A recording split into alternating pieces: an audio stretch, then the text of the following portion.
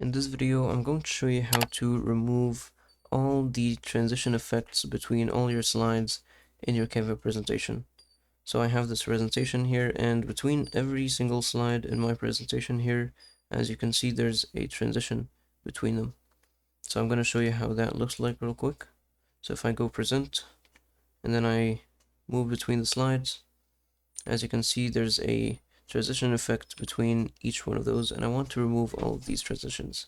So the easiest way to do this, instead of doing it manually by clicking on each transition and then clicking none, which is actually what removes it, I'm going to just select all the slides. So just shift click each and every slide here, and then once you did that, click on one of the icons over here for the transition. So just click on one of them, and now just click none. So now, as you can see, we have removed all the transitions between each of the slides, and if we click present to test this out, as you can see, we move between these slides just like normal. And that's how you can remove these transition effects. And if you found this video helpful, please don't forget to like and subscribe.